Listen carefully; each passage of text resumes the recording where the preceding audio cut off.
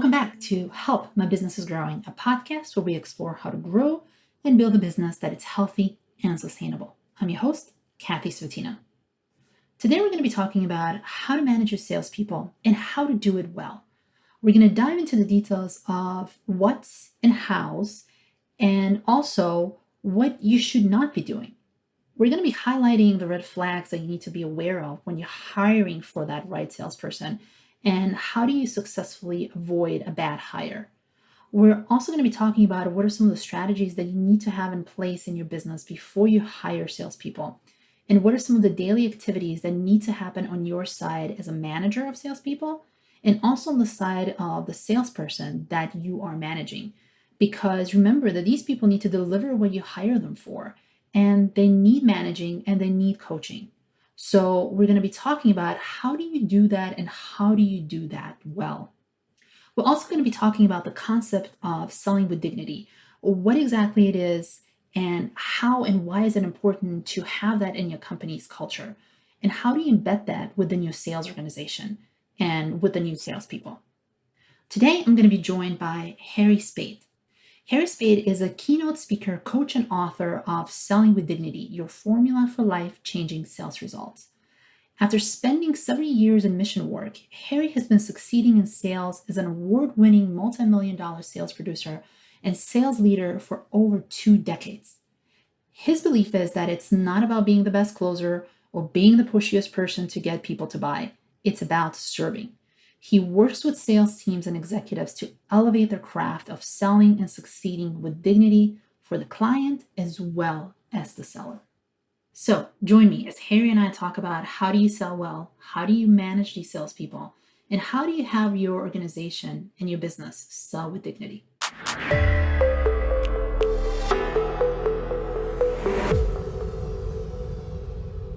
Welcome to the show, Harry. Hey, it's great to be here, Kathy. I am thrilled to have this awesome conversation with you, the world-renowned Kathy Svettina. I love that. I love that introduction. Maybe I should have you do all the introductions for me, huh? Yes, we all need like a little golf clap to start our day. So happy day. I'm not sure what day this is, but I'm happy to be here. Awesome. So Harry, salespeople can do wonders for the growth of the company. But just like any other employees in the business, they need to be managed and they need to be managed well. And I see a lot of business owners struggle with this piece, and I'm sure you do too. So what are some of the mistakes that you have seen that business owners make with their salespeople, and how does that actually reflect in the overall business? Okay, so where do we start with that one? There are a few mistakes that are typically made. So let's just go with a small business that hires their first salesperson.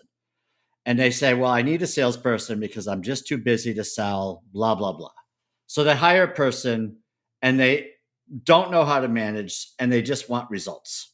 So their thought is, this person's going to bring into the business. I don't really need to know anything other than the fact I'm going to count the money every month for this person bringing in the business. I only have to pay on commission, so there's no salary. It's all going to be great.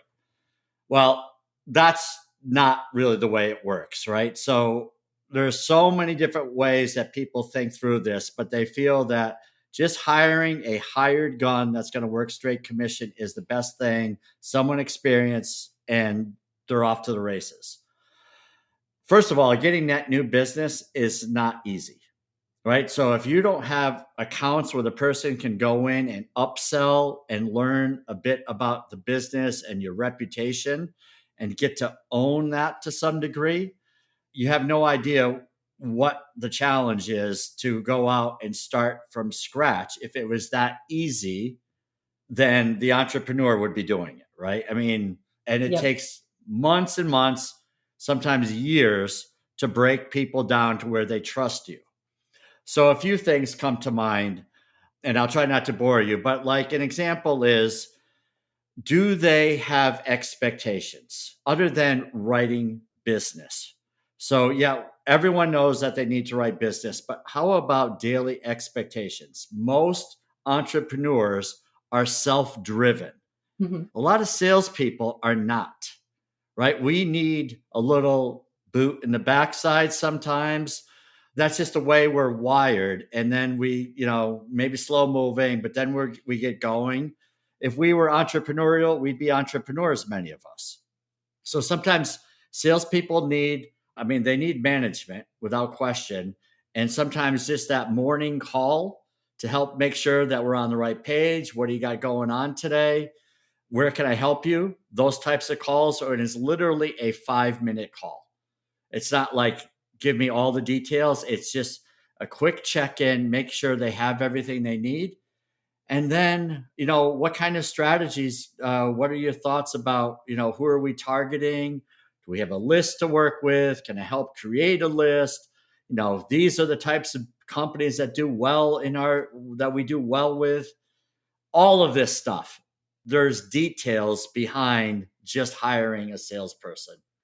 Yeah, what I'm hearing here is there are two pieces to it. One is the overall strategy. Who are you actually selling to, and having that repository of knowledge about your customers, about your products, and having that readily available for your salespeople to be able to go in there and understand the business.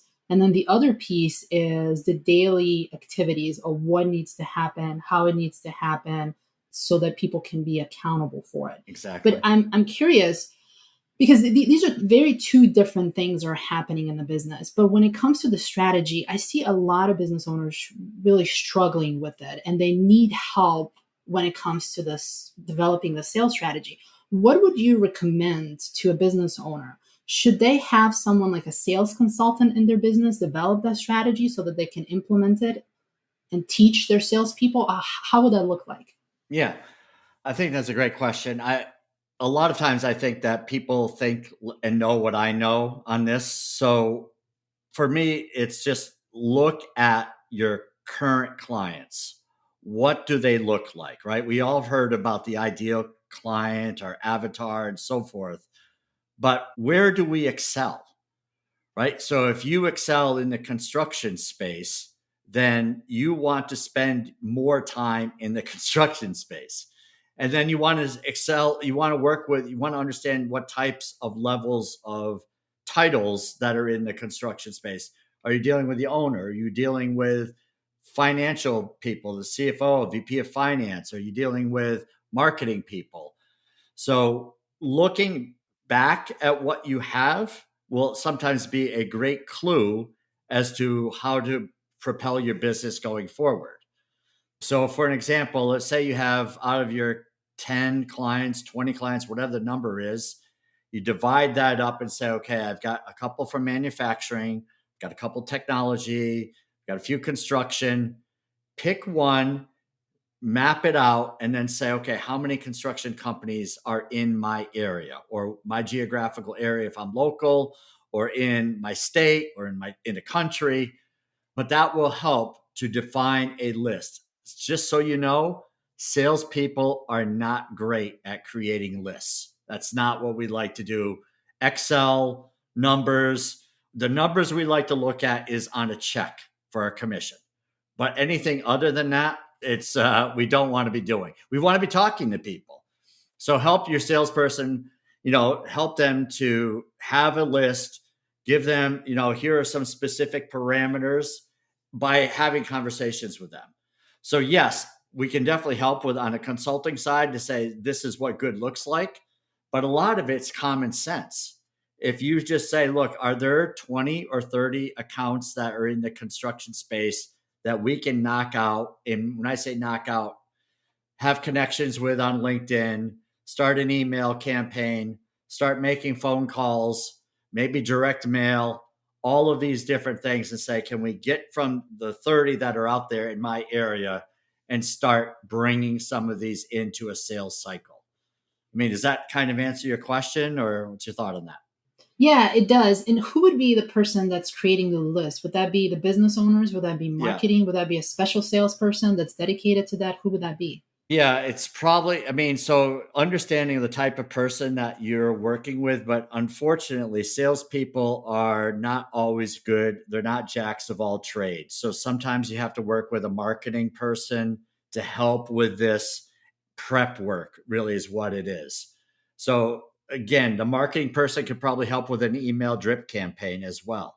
Salespeople are not good at that. We're not typically, and I say we because I've come from 20 years plus working with salespeople, and I knowing the strengths are face to face, being in front of a person.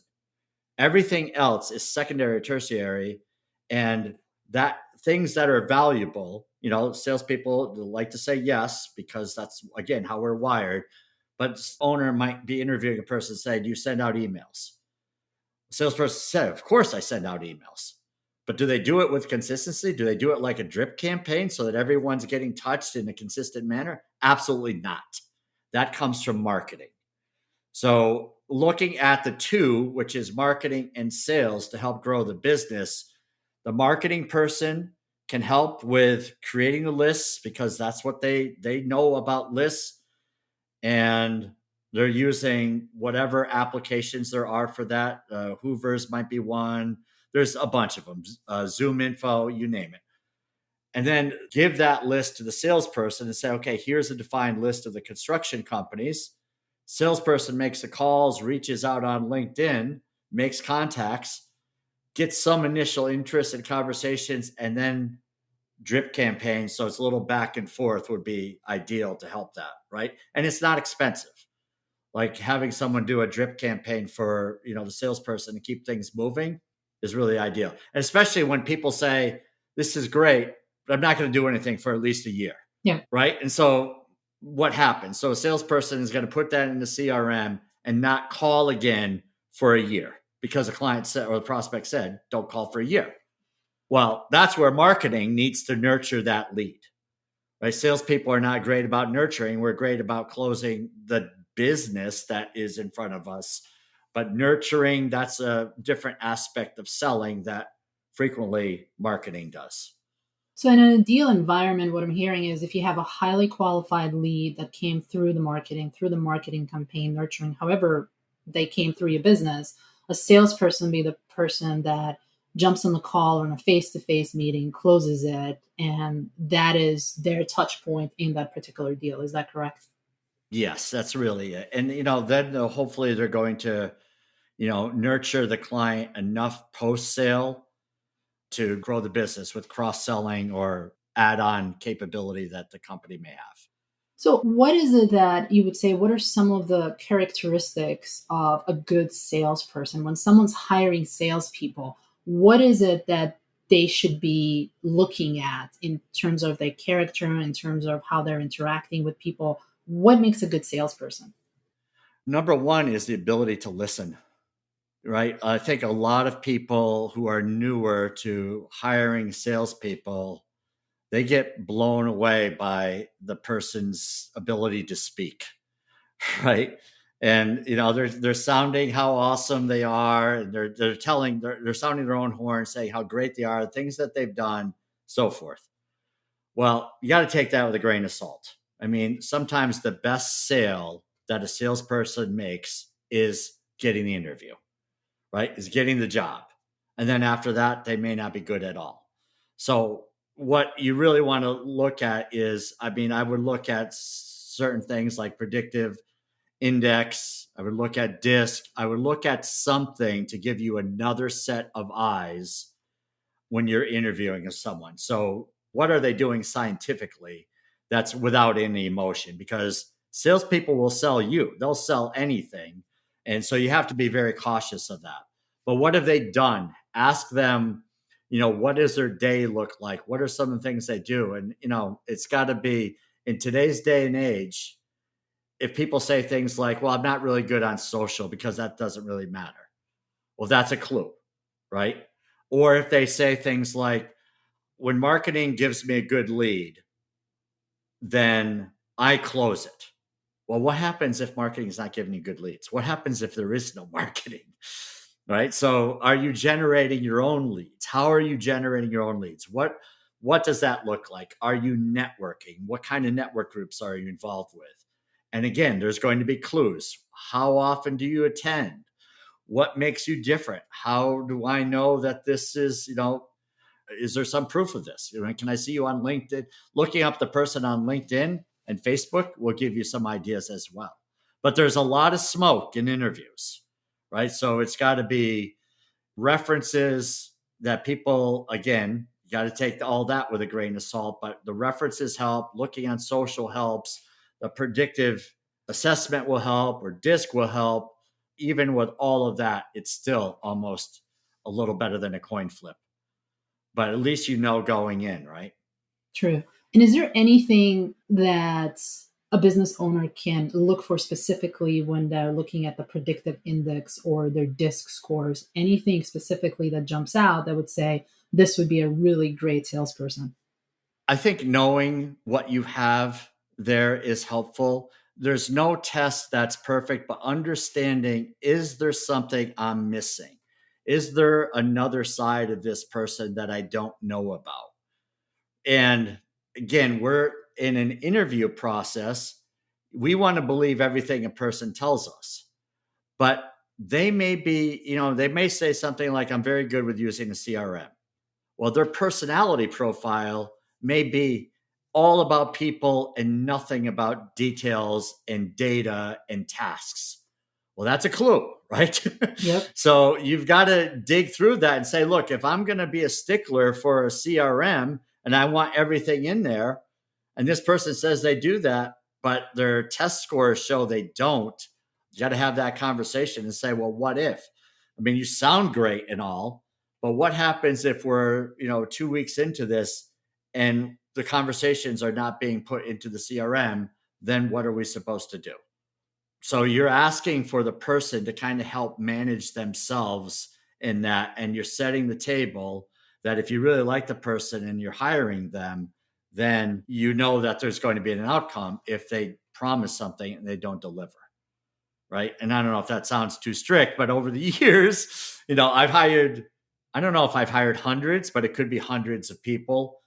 It's definitely dozens. And lots of promises are made, but the best thing to do is to get people to commit to what they say they're going to do. And if after 30 days or 2 weeks, this is not happening, what kind of outcome would you expect?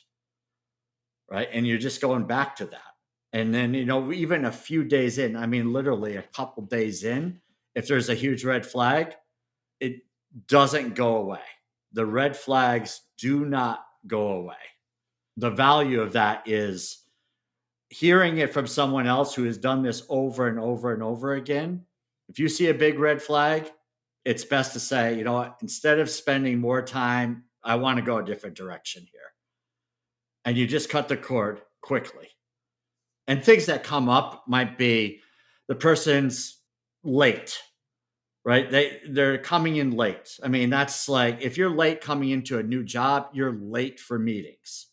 And that's not what is good for your reputation.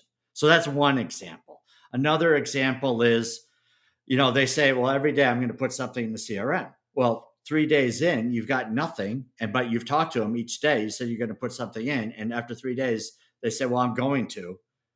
That doesn't go away. Right. So that's what I mean by that. Is there any other red flags that you have seen? So lateness is one of them, follow through, the ability to follow through, like the CRM example. Anything else that would be a major red flag indicating issues down the road? Call reluctance is the biggest one. People that say, I'm going to make a ton of calls, I have tons of contacts, I've been in this area for years, I know a lot of people. And then they'll say things like, well, I'm still learning. Right? I'm still learning. I got to get this down in my head before I can start making calls. Well, no, that's not, that's a cord cutter for me, because if you're excited about a new opportunity, you can go out and make a preliminary call and say, look, I've joined this company. They're amazing. I'd like to have a conversation with you over the next few weeks. Can we set up something so I can better understand your business, see if we might be a fit, because we've been doing business together for years. Right? If you really have been doing business for years, they will want to follow you. And if there's hesitancy there, there's a reason for it. Either, they maybe have fabricated or exaggerated a little bit about how many people they do business with, or they just have major call reluctance, which call reluctance is not conducive to sales. And we're talking about call reluctance, talking to people, calling people that they have previously worked with, or are we talking about the cold calling? Well, in this stage, it's like it's calling friends and family almost. I mean, this is not a cold call. If you're hiring a salesperson, and I suggest you hire again, if you're in a local business, you want to hire someone that's local, that's someone that's ingrained in the community.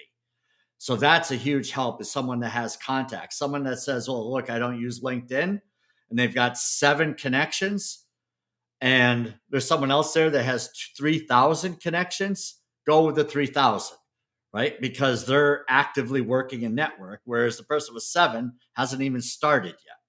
So the one that has 3,000 connections can call and email and direct message these people and say, "Look, I landed in this awesome company."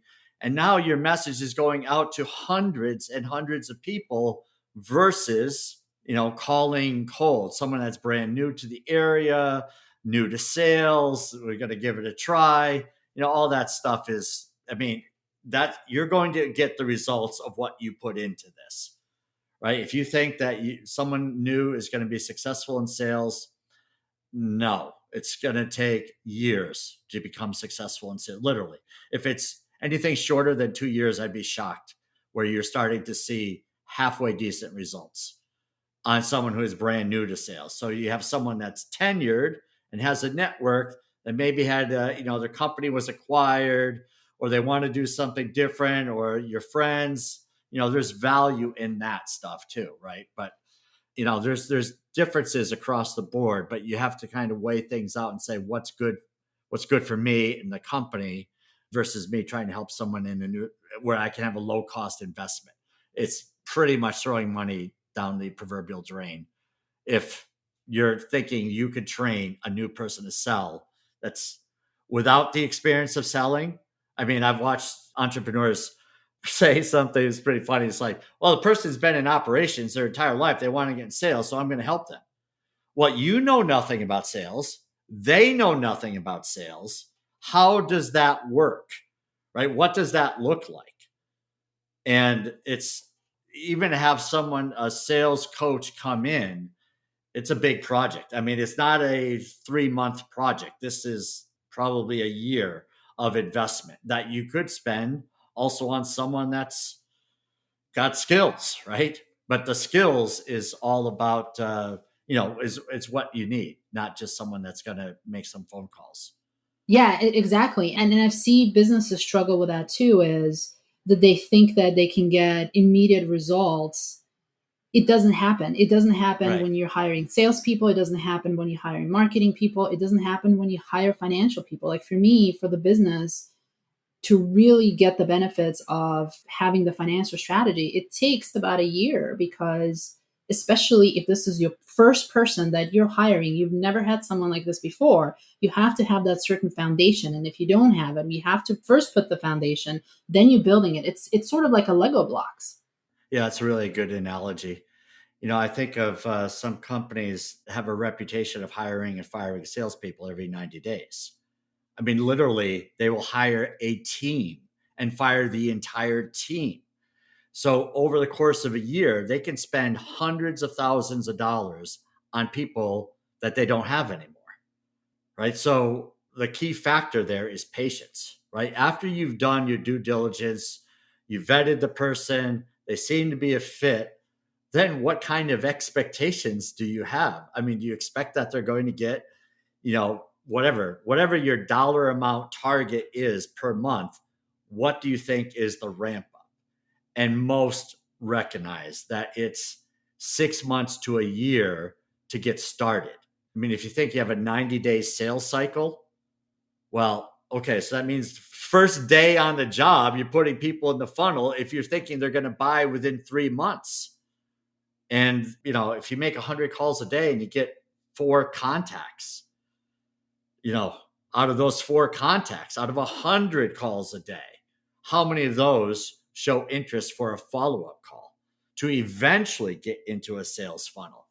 So I think not understanding the reality as to how long this takes, a lot of people, I'd say don't hire a salesperson. If you're not patient to pay the person for a year, then don't hire a salesperson. Outsource that work, right? Just there are teams that will, you can outsource the outbound calls and you as the entrepreneur go out and close the business. But if you don't have the patience to hire for the salesperson and to develop that process, and after 90 days or 6 months, you're going to say, well, this is terrible, I'm going to start all over. That's just a massive waste of money, in my opinion. What's your thought on that? Yeah, I absolutely agree. I mean, that's such a waste of resources, of money, of time, of your sanity. Yeah. Yeah, there's better ways to do it. I love your mantra of selling with dignity, and you even wrote a book about this. And I think this ties very much into what we've been talking about this in the past, couple of minutes.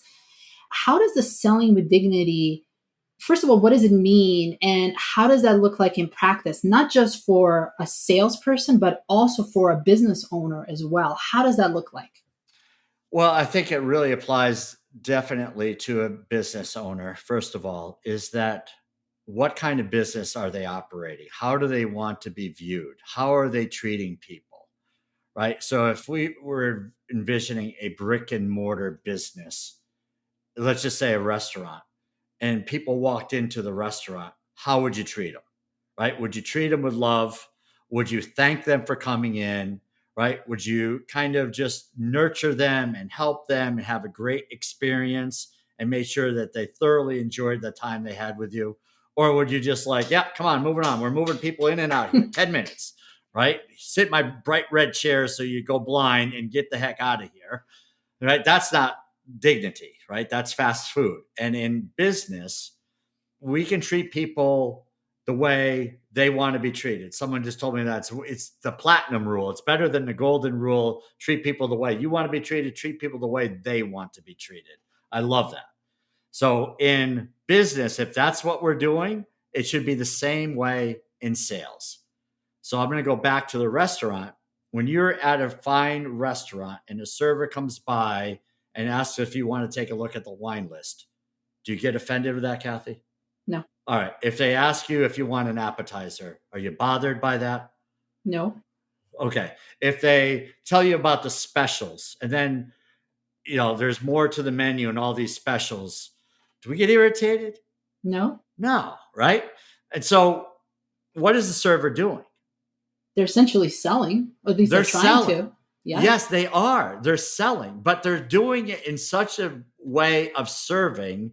Most people don't even pick up on it, right? It's all about serving to them. And so that mindset is that if we just help people get what they want, which is a great quote from Zig Ziglar, then we'll get more than what we want, right? So helping others is what selling with dignity is. So I look at with salespeople, it's like, well, how do you contribute? How do you provide value to others? Right? Not how do you just close the business? How are you providing value? And they'll say things like, I never thought about that. Right? And it's just, there's no quick answer to that. If you're doing it, you're going to rattle it off. If you're not doing it, guess what? It's not part of your DNA, perhaps, right? Maybe you can be trained, but you can't expect that type of person is going to really care about the clients post-sale, right? But the ones who are providing value pre-sale will also take care of them post-sale. And that's really what the whole service mindset selling with dignity is. And I also hear about there's a lot of developing the right culture in the company as well. As we've talked about, if you are expecting your salespeople to close the deals in the first 24 hours they're on the job, they're not really selling with dignity, because you are setting them up to be pushy, to go and not sell with a servant mind, but to go with an intention of just make a quick buck. Is that right? Yeah. And so an example of that, you're absolutely right, is this commission only. Now I get like real estate is commission only, totally understand why, because that's a survival of the fittest type business, right? There's a million people that are hired, whatever percentage is the percentage that actually earns a living. But if you're running a small business and you want someone that's quality, right, there should be some kind of ramp up. You can eventually go to commission only. But unless the person is sitting on some nest egg and just wants to, which is a whole nother problem, right, about hunger. But unless there's an understanding that the person is going to be set for 6 months, you should be contributing to their income, right, to take the pressure off so that they can do the right things. Where it comes down to the person, I'll give you an example. A buyer may say, look, it's October when we're doing this. I can't do anything until the first of the year. That means the salesperson is not going to get paid until February if they do something in the first of the year. It's October, right? So that's a 4-month stretch. Well, if they really need the money, they're going to cajole and maybe, cross the line where they start to put pressure on the person. And that's, again, once you start putting pressure on people, that removes you from the value, right? You're no longer a valued salesperson. You're no longer a value add. You become like everyone else in sales, which means it's all about me, baby. It's all about my commission. I know you can't do anything for a few months, but I'm going to put some pressure on you because I need to eat, right? And that's what, the non-dignified way of selling is, which is appalling to me. But that's, a lot of corporations kind of fit that mode. It's all about the shareholders and they don't really care about the client at the end of the day. And I see this absolutely making sense. And I can see this such a huge benefit to the company, because when you're operating from that perspective, you're putting your client, your customer first, and it builds your brand, it builds your reputation on the market. It builds a reputation of the salesperson as well. People are going to be much likely to pick up the phone to talk to that salesperson from that particular company. What are some of the other benefits that you can see from this selling with dignity as well, in terms of like the financial aspects too? Yeah, I mean, that's a great question. I mean, who is going to get more higher price? Someone that is selling a commodity or someone that is selling value? Right. So if you're selling value, if you have a niche product and someone can go online and find something comparable versus buying it from you, well, what's the differentiator, right? And it's you're the differentiator. And the same is true with a salesperson. They are the differentiator. So if they can't bring the value, they can ask for a higher price. They're not going to get it. Right. But it's when they ask for a higher price, and people have said this, again, not Pat, but people I know that do this and sell with dignity, we're being asked constantly, can we do a little better on the price? Right. Because they've shopped us and someone else is much lower. And then we have a choice to make. But if we were always like, look, I can match the price, which we never have to match the price. People just want to feel good about the decision, and they're asking you because they trust you and it's dignified. They'll still ask to go a little bit lower. Doesn't mean we can't, and we shouldn't be offended by that. But the point is, we'll be able to hold on to the profit because of the dignified approach. So just like going to a restaurant. The other night, my wife and I went out to a restaurant, and I have a certain budget in mind. We blew it out of the water, right? It went off the charts, and a lot of it had to do with the server. The server was incredibly friendly, caring, not pushy, and just did the right thing. So I said, well, how would I know this bottle of wine over that bottle of wine? He says, I know. He says, I'll go give you a sample of this bottle of wine. And if you want the more expensive one, then it's going to be better. If it's not, if the cheaper bottle is good, then stay with the cheaper bottle. And I just thought this was great. It's like, I was going to buy the better one anyway, but he just made me prove that it was going to be better. And guess what? It was. And then, so once you had this trust thing going on, he says, well, how about this for dinner? Or how about this for dessert? And, it's like, okay, you're killing me. But yes, we're going out for 2 dinners. on this one, but it's all about the service. And guess what? I want to go back there, and guess who I want as my server? Right? That person. And so you, as a business owner, these are the types of relationships that your salespeople should be able to bring.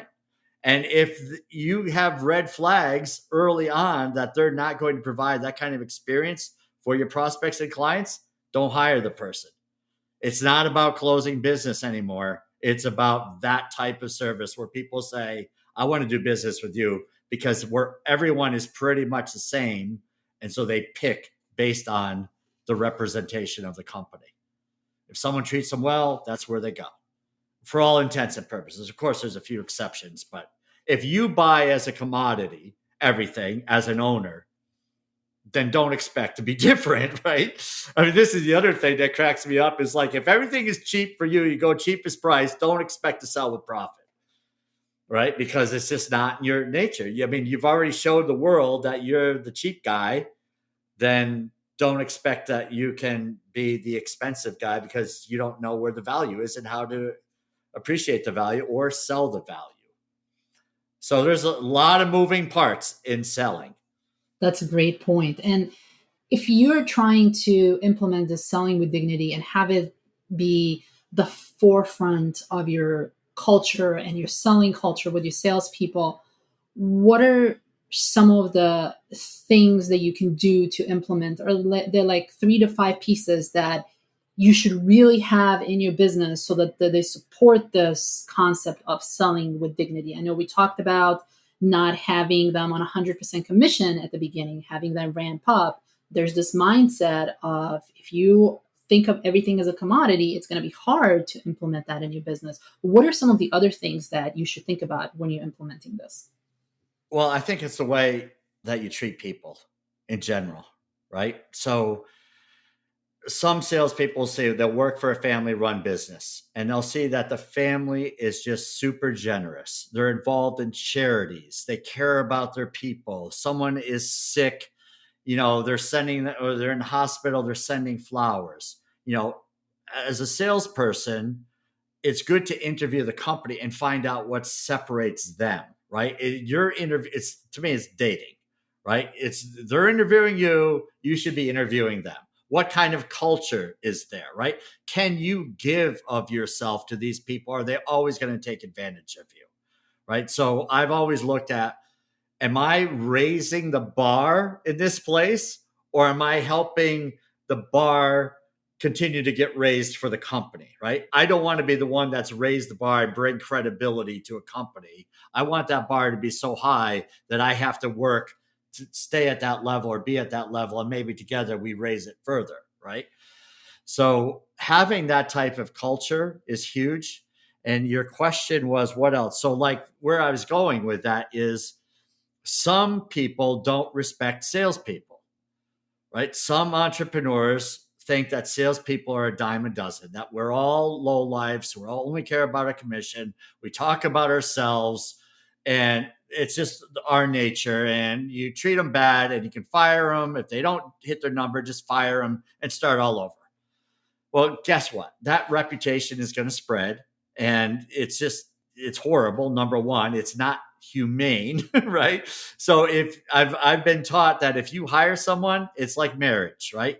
And so once you're committed, get past those first few weeks that you're good for each other, then it's all about love, right? It's all about patience. And it's not easy, but if that's the way you treat your clients and your clients come in and say, yeah, we got a problem here or whatever, you don't flip a switch and become a jerk, right? You treat the client with patience and you're kind and you look for a resolution. That's a win. Same is true with salespeople. I mean, you have to treat them with love and nurture, the pats on the back. You're doing a great job. I really appreciate you. That is encouraging, right? So, an example that comes to mind is some will say, well, I'm not going to pay a salesperson to do this because they brought us in, and I'm not going to pay them because the client now wants to work directly with me. Well, that's going to come back and bite you. The salesperson owns the relationship. They may go to you because of your title, but the salesperson owns that relationship. Now, people may disagree with me. That's okay. But think about, where would you be without the salespeople, and then why knife them, right? Why stick it to them when that relationship is so solid? They brought them to you. Now that you have a loyal client, why do you say, I'm sorry, Mr. Salesperson, you go find more, right? Well, the whole thing about selling is getting a little bit of commission, a little bit of, it may not be a passive income stream, but at least a thank you, something, right? And some kind of financial thank you. And that's really easy to do. That's generosity, right? If you're not going to be generous to the people who help grow your business, then I'd recommend a salesperson go elsewhere, right? I mean, it's a two-way street. You want people to give to you, then you have to have a giving culture as well. It's just, and I know it's not ideal, but it's the best way to live, in my opinion. Yeah, you're right. And I agree with that. And in one of our previous conversations, you said that if you're not giving love to salespeople, they will definitely not give love in return. Yeah, yeah. I mean, That stuck with me. Yeah.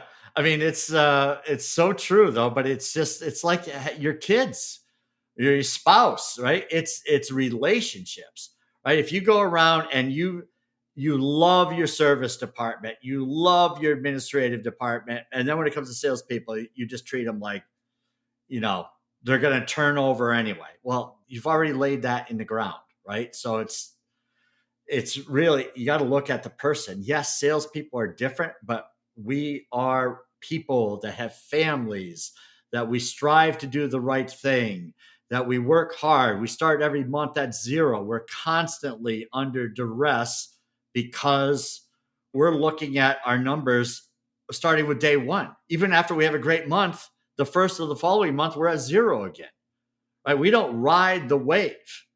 Right? And it's not an easy way to live. And we know that we could go into a slump at any moment, that people can just look at the news and say, oh my God, the market's down, and the market crashes for a while and people don't want to make a decision. That impacts us in sales. So the business may have constant residual income coming in.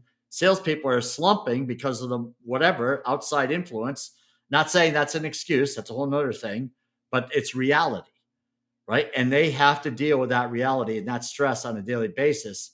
And it's way better because positivity breeds results, right? The more positive we are, then the better it is for the salesperson. The more they feel good about what they're doing, the more smiles they're bringing to the prospects and clients, the more love they're showing them. And then guess what? The more business they bring in. You start off with saying, what are you selling today? What's wrong with you? And that kind of whatever. It doesn't have to be that tone. We start off with doubt. Then they start to doubt. Then they question. And then no one's interested. And then nobody's buying. And then you've got the downward spiral.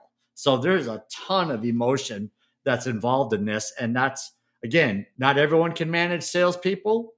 And you've got to ask, as an owner, are you capable of keeping a salesperson, emotionally intact, right? Give them love, help, encourage, right? Always be there as support, even when they lose a big deal, right? That's not easy, right? It's so challenging to watch someone lose a big deal and then say, well, you should have listened to me, right? And they've already been crushed. There's nothing more crushing than losing a deal. And the last thing a salesperson needs is someone to say, you should have listened to me. A great boss will say, I'm with you. This one hurts. I understand. But it's all, it doesn't hurt me. It hurts you. And I understand. And when you can do that, then, salespeople are going to feel like, hey, I'm still respected. Right. So there's, again, we see how all this is tied into emotional support, but that's life, right? It's emotional support. When people are choosing your business, they're making an emotional decision first, right? Then they look for the facts. And it's the same is true with the relationships in life and with our employees and with salespeople. Yeah, I agree with that. And this has been such a great conversation, Harry. There's so many Great tips that you gave us: how to deal with the salespeople, how to hire them, how to manage them well, how to sell with dignity. We covered a lot of ground. And I always have this one question at the end for every single guest. And this is, what is the next tangible step that a listener can take in the next week or in the next month in their business to get them closer to the selling with dignity, if that is to be their goal? One thing that they can do. Practice providing value. Look for ways to provide value, right? You will see a huge return on that, whether that be a complete stranger, a prospect, or one of your clients. Look for ways to provide value. Don't be the insincere, is there anything I can do for you? Figure it out where the value is and do something. I mean, sometimes it's as simple as providing a thank you card, giving a listening ear when someone's stressed and you don't have time for it. I'm a huge believer that what goes around comes around. And if you have an opportunity to provide more value in life, then you'll get more value in return. That's the answer. There's no magic pill, right? There's no selling. Selling's super easy. Just start with providing value and you'll see good things happen. I'm totally convinced of that. I love that, Harry. Thank you. Where can our listeners get in touch with you? If they want to find out more about Harry Spaight, all of my information is on sellingwithdignity.com. You can find me on LinkedIn from there, Twitter, you name it, but it's sellingwithdignity.com. Thank you so much for being on the show, Harry. I really appreciate it. It's been super fun. I just love this conversation. Thank you. This has been fun. I hope it helps somebody.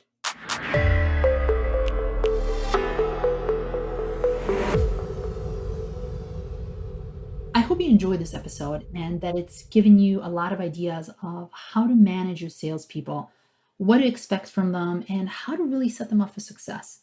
Because remember that their success is ultimately your success and the success of your business.